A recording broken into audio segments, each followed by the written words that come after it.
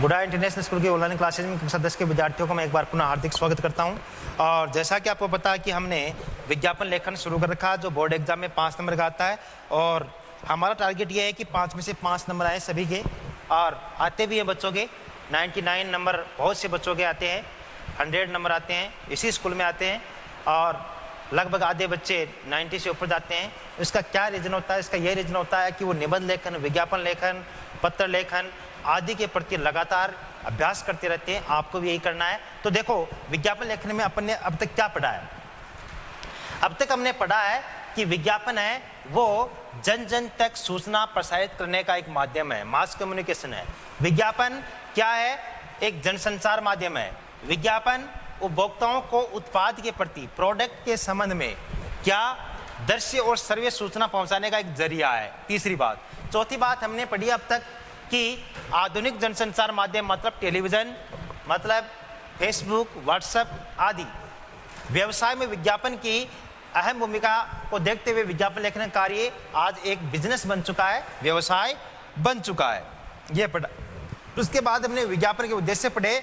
Number 1, विज्ञापन नवीन उत्पाद अर्थात नए प्रोडक्ट और सूचनाओं, सेवाओं की सूचना आम जन तक पहुंचाता है। विज्ञापन किसी वस्तु, उत्पाद अथवा सेवाओं की श्रेष्ठ और गुणवत्ता की ओर जनसाधारण का ध्यान आकर्षित करता है। उत्पाद के प्रति उपभोक्ताओं के मन में रुचि जगाता है, विश्वास जगाता है और उसकी आवश्यकता की अनुभूति कराता है। तीनों काम करेगा तब जाकर आपका विज्ञापन अच्छा होगा। यह अपन ने पढ़ लिया है पिछले वीडियो में, सब समरी के रूप में पढ़ा रहा हूं। विज्ञापन क्या करेगा? उपभोक्ताओं के अवचेतन मन पर, सोए हुए मन पर चिरस्थायी प्रभाव डालेगा। विज्ञापन में आकर्षक योजनाओं की घोषणा करते हुए उपभोक्ताओं की मांग में वृद्धि करवाने का काम करेगा। और विज्ञापन वस्तु अथवा उत्पाद को खरीदने हेतु उपभोक्ताओं को मोटिवेट करेगा, प्रेरित करेगा। ये बातें हमने पिछले वीडियो में पढ़ ली है। अब हम आज पढ़ेंगे विज्ञापन लेखन की प्रमुख विशेषताएं। तो विशेषताओं पर अब हम प्रकाश डालेंगे। हाँ सर। हाँ,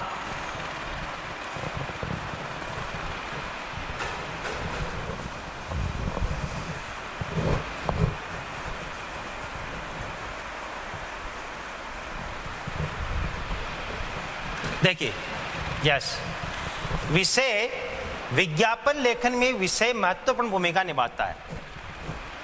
आपके बोर्ड एग्जाम में 5 में से 5 नंबर आए, इसके लिए सबसे पहले आपको क्या मिलेगा? प्रश्न मिलेगा। प्रश्न में विषय दिया होगा। प्रश्न क्या मिलेगा? प्रश्न ऐसे मिल सकता है कि जैसे आप एक टेलीविजन कंपनी के निर्माता हैं,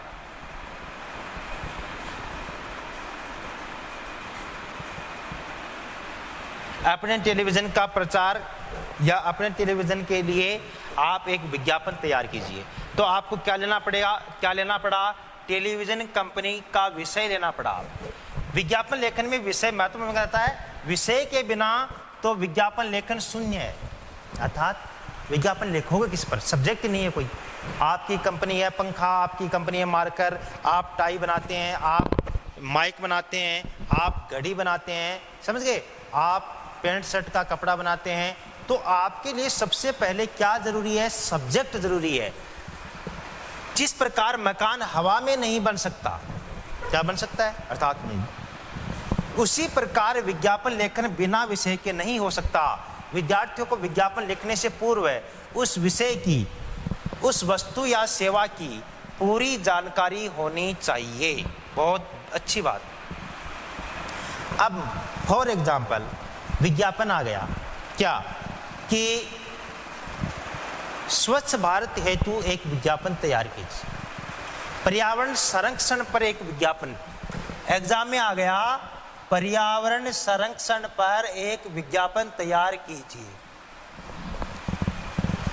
इंग्लिश मीडियम के स्टूडेंट आप, हिंदी आपके लिए विदेशी लैंग्वेज, आ गया पर्यावरण संरक्षण, टॉपिक समझ में नहीं आया।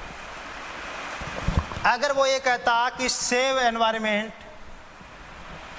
तो टॉपिक समझ में आ गया। लेकिन उसने क्या दे दिया? पर्यावरण संरक्षण, अर्थात पर्यावरण को बचाना है।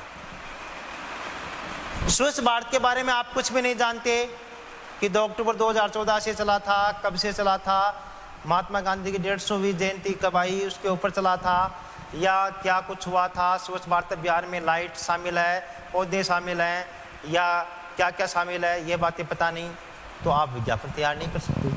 तो कहने का अर्थ यह है कि जिस प्रोडक्ट का आप विज्ञापन तैयार कर रहे हैं उस प्रोडक्ट की आउटलाइन के बारे में तो आपको कम से कम पता होना चाहिए। जैसे फिलिप्स का विज्ञापन, तो आप क्या एलईडी बल्ब का बना दोगे, वाइट्स का बना दोगे, रेडियो का बना दोगे, इन चीज़ों का बना दोगे। तो कहने का अर्थ क्या है कि विद्यार्थियों को विज्ञापन लिखने से पूर्व उस विषय की, उस वस्तु की और उस सेवा की पूरी जानकारी होगी। पर्यावरण संरक्षण के बारे में आपको पता होगा, पौधे हैं, जल है, अलावा इसके वायु है, अलावा इसके बरसात है, अलावा इसके हरा भरा वातावरण है। इन बातों का ज्ञान होगा आपको, तभी आप एक आकर्षक विज्ञापन तैयार कर पाएंगे। इसका मतलब यह है जिस वस्तु या सेवा का विज्ञापन लेखन किया जा रहा है, विद्यार्थी को उसकी विशेषताओं का बहुल ज्ञान होना अनिवार्य है। वही बात जो मैं बता रहा था, बहुल ज्ञान का मतलब मल्टीपल जानकारियां, बहुत सी जानकारियां आपको उस प्रोडक्ट से संबंधित होनी चाहिए, अन्यथा आप विज्ञापन नहीं बना सकते। विज्ञापन लेखन के कई ढंग हैं। किसी वस्तु के लिए एक ढंग उचित है तो दूसरी वस्तु के लिए दूसरा ढंग अधिक उपयुक्त हो सकता है। अतः विज्ञापन की भाषा सामग्री को कैसे प्रस्तुत करना चाहिए, विद्यार्थी इसे ही सीखेंगे और मैं सिखाऊंगा कि कैसे विज्ञापन आपको बनाना है। विज्ञापन के चारों ओर रेखा खींची भी जा सकती है, नहीं भी खींची जा सकती, दोनों ही काम। अर्थात विज्ञापन आप एक निश्चित आउटलाइन में तैयार कीजिए। जैसे ये है, अब मैं इसके चारों ओर आउटलाइन खींचता हूं इस प्रकार, ये आउटलाइन हो गई। अब इस आउटलाइन के अंदर आपको विज्ञापन तैयार करवाना है। अब ये आपकी मर्जी पर डिपेंड है कि आप इसके चारों ओर रेखा खींचे भी, नहीं भी खींचे। आगे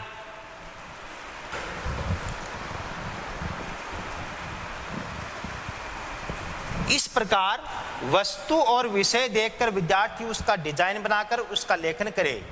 विद्यार्थी अध्यापकों से सहायता लेकर इसका डिजाइन बनाना सीखे और उसका अभ्यास करे। बताऊंगा मैं आपको डिजाइन कैसे बनानी है, कैसे इसको तैयार करना है, हमारे 5 में से 5 नंबर कैसे आए, एग्जामिनर पर हम ऐसा क्या प्रभाव डाले कि एग्जामिनर तुरंत विज्ञापन को देखकर हमें 5 में से 5 नंबर भेंट कर दे। अब है विज्ञापन की भाषा। विज्ञापन की भाषा कैसी हो? देखिए, विज्ञापन आम व्यक्ति के लिए होता है, मात्र पढ़े लिखे व्यक्तियों के लिए नहीं होता है। आम व्यक्ति उस विज्ञापन को समझे, इसलिए आपको विज्ञापन की भाषा एकदम सहज, सरल और आम व्यक्ति को समझ में आने लायक होनी चाहिए। इसी बात की चर्चा इसमें होती है। विज्ञापन लिखने के लिए साहित्यिक भाषा की आवश्यकता नहीं है। ज़्यादा ज्ञानवान भाषा, ज़्यादा कठिन शब्दों वाली भाषा या विद्वानों वाली भाषा की जरूरत नहीं है। साहित्य तो साहित्य में रुचि रखने वालों द्वारा पढ़ा जाता है, परंतु विज्ञापन को हर आदमी पढ़ता है। जो किसान खेत में काम करता है वो भी विज्ञापन पढ़ता है, जो मजदूर काम करते हैं उनके लिए भी विज्ञापन है, और जो व्यक्ति अपने कार्य तक के सीमित है विज्ञापन उनके लिए भी है। अतः इसकी भाषा आम जन की भाषा होनी चाहिए।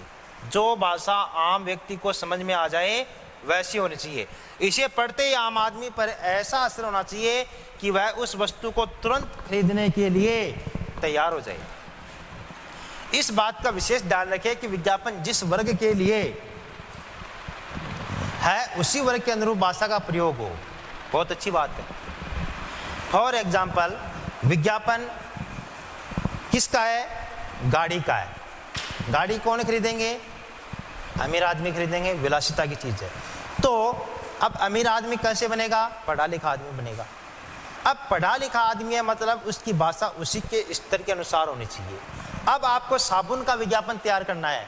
साबुन तो गरीब भी लगाता है, अमीर भी लगाता है। साबुन की पहुंच आम व्यक्ति तक है, तो साबुन के लिए आपको ज़्यादा अच्छे, जैसे दूसरी भाषाओं में, इंग्लिश में, या ये कह सकते हैं कि ऐसी भाषा जिसमें कठिन शब्द हो, डालने की जरूरत नहीं है। अब लैपटॉप का विज्ञापन तैयार करवाना, आपको समझ गए, आपकी कंपनी लैपटॉप बनाती है, लैपटॉप का विज्ञापन आपको तैयार करना है, कंप्यूटर्स का विज्ञापन आपको तैयार कराना है, तो कंप्यूटर पढ़े लिखे लोग, आईटी के जानकार लोग, टेक्निक के जानकार लोग आदि खरीदेंगे। तो उसके अकॉर्डिंग भाषा का आप चुनाव करें। तो कहने का मतलब इस लाइन का अर्थ क्या है कि ऐसा असर होना चाहिए कि वह उस वस्तु को तुरंत खरीदने के लिए तैयार हो जाए। और इस बात का आपको ध्यान रखें कि विज्ञापन जिस वर्ग के लिए, कंप्यूटर वर्ग के लिए है, साबुन वाले के लिए है, गाड़ियों के लिए है, उसी के अनुरूप भाषा का प्रयोग हो। भाषा में सरल और सरस शब्दों का प्रयोग इसे अधिक प्रभावशाली बनाता है। ये बात मैं आपको पहले ही बता चुका हूं कि विज्ञापन की भाषा जितनी सरल होगी, सरस, स यानी सहित, रस यानी आनंद, जितनी आनंददायक होगी, अर्थात आपका विज्ञापन ऐसा हो कि पढ़ते ही अगले के दिमाग पर तुरंत असर डाले, तब तो है आपका विज्ञापन अच्छा विज्ञापन। और अगला पढ़े, उसके बाद में दो आदमी को पूछे, यार ये किस चीज़ का एडवर्टाइजमेंट है, ये चीज़ क्या काम आती है, ये चीज़ किस प्रकार से हासिल कर सकते हैं, तो आपका विज्ञापन आकर्षक विज्ञापन है नहीं है। किसी ऐसे शब्द की यहाँ अपेक्षा नहीं की जाती कि पाठक को शब्दकोश देखना पड़े। आपके विज्ञापन को पढ़कर पाठक डिक्शनरी लेकर बैठे कि इस वर्ड का मीनिंग क्या होता है, तो आपका विज्ञापन आकर्षक विज्ञापन है नहीं। या उसके अर्थ को उस वस्तु या विशेषता से जोड़ना पड़े, तो ये सब बातें इसमें है। आगे और बहुत अच्छी बातें दे रखी हैं, उन सब का हम विस्तार से समझते हुए अध्ययन करेंगे, क्योंकि ये टॉपिक आपके लिए एकदम नया है। इससे पहले आपने इस टॉपिक को कभी नहीं पढ़ा है, इसलिए इसकी गहराई में मैं आपको उतारना चाहता हूं ताकि एक अच्छा विज्ञापन आप तैयार कर सके। देखिए, विज्ञापन की भाषा के शब्द कैसे हो। विज्ञापन की भाषा में शब्दों का महत्वपूर्ण स्थान होता है। विज्ञापन पढ़ने वाले आम आदमी का संबंध उस वस्तु की विशेषताओं से जुड़ा है जिसका विज्ञापन लिखा गया है। अतः शब्दों का प्रयोग करते समय शब्दों के अर्थ पर विशेष ध्यान रखना चाहिए। देखो कैसे, अनुपयुक्त शब्द का प्रयोग उस वस्तु के लिए हास्य बनकर रह जाएगा। आपका विज्ञापन, आपने विज्ञापन तो तैयार किया किसके लिए, अपनी कंपनी की मार्केटिंग ज़्यादा बढ़ाने के लिए, और आपने उसमें वर्ड ऐसे डाल दिए, शब्द ऐसे डाल दिए जो वहाँ सूट नहीं करते हैं, स्तरीय नहीं है और उसके अनुसार नहीं है, तो आप हंसी के पात्र बनकर रह जाएंगे। जैसे सुंदर और चिकनी त्वचा के लिए इस क्रीम का प्रयोग कीजिए। विज्ञापन की इन पंक्तियों में त्वचा के स्थान पर उसका पर्यायवाची शब्द खाल रख देते हैं। समझ गए। अब सुंदर त्वचा पाने के लिए आप इस क्रीम का इस्तेमाल कीजिए, विज्ञापन तो ये था, और आपने लिख दिया कि अच्छी खाल पाने के लिए ये विज्ञापन तैयार कीजिए, आप क्या बन गए, हंसी का पात्र बन गए। तो ये बात आप विशेष ध्यान रखें। अब जैसे मैं ये कहूँ, इनकी त्वचा है कोमल कोमल और मुलायम, अब आपका ध्यान कहाँ गया, अब आपका ध्यान वहाँ गया शाहरुख खान की फेयर एंड हैंडसम क्रीम की ओर। क्यों? क्योंकि उस विज्ञापन की ये टैग लाइन है या हेडलाइन है कि उनकी त्वचा है कोमल कोमल और मुलायम, अर्थात किनकी, किसी की भी, लड़कियों की, और आपकी कैसी है। अब आपको ये चीज़ ऑटोमेटिक याद आ गई कि उसके गाल पर वो माचिस की तिल जलाता है कि आपकी त्वचा ऐसी है ना। तो कहने का मतलब ये है कि विज्ञापन के लिए आपको स्तरीय शब्दों का प्रयोग हो, अच्छे शब्दों का प्रयोग हो। अब पंक्ति होगी, सुंदर और चिकनी खाल के लिए इस क्रीम का प्रयोग कीजिए। यहाँ त्वचा के लिए खाल शब्द का प्रयोग हास्य उत्पन्न कर रहा है, हंसी उत्पन्न कर रहा है। अतः शब्दों का चयन करते समय उसके अर्थ की सार्थकता और औचित्य को हमें अच्छी तरीके से परख लेना चाहिए, अन्यथा हमारा विज्ञापन आकर्षक नहीं होगा। ये बात इसमें बताई गई है। नेक्स्ट देखते हैं अपन,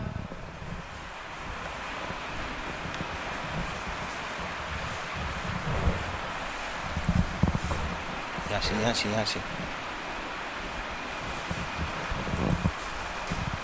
हाँ, नेक्स्ट,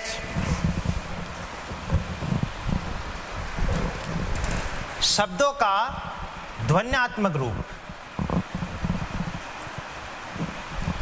ध्वन्यात्मक रूप का मतलब क्या होता है? जैसे मान लो पानी से नल बह रहा है, टिप टिप, है ना, तो ये ध्वन्यात्मक रूप हो गया, है ना। बारिश की बूंदें गिर रही है, ध्वन्यात्मक रूप हो गया। सरसराहट, पंखा चल रहा है, सरसराहट हो रही है, ये ध्वन्यात्मक रूप हो गया। अब देखो क्या बताया है कि ध्वनि के आधार पर शब्द के दो रूप है, सरस और क्लिष्ट। एक तो क्लिष्ट का मतलब है कठिन और एक आनंददायक। कुछ वर्णों की ध्वनियां हिंदी वर्णमाला में क्लिष्ट है। इन वर्णों से बने शब्दों का प्रयोग सरसता से कुंठित करता है। जैसे ये जो लेटर हैं, अणैक, स, त्र, जे, स और स, ये क्लिष्ट हैं, इनका प्रयोग कम करना चाहिए। इन वर्णों से निर्मित शब्दों का प्रयोग विज्ञापन में नहीं होना चाहिए। सीधी सी बात है, विज्ञापन में ट वर्ग, कौन सा वर्ग है? ट वर्ग। ट वर्ग के सभी लेटर काठिन्य हैं, अर्थात क्लिष्ट हैं। ट, ठ, ड, ढ और अण, एक तो इनका प्रयोग है नहीं होना चाहिए। दूसरा, विज्ञापन में संयुक्त लेटर अर्थात संयुक्ताक्षर का प्रयोग नहीं होना चाहिए। स, त्र, जे और इसके अलावा स्र, दे, इनका प्रयोग कम हो। ऐसे शब्दों से कठोरता उत्पन्न होती है और कथन का प्रभाव मुख्य न होकर ध्वनि मुख्य हो जाती है।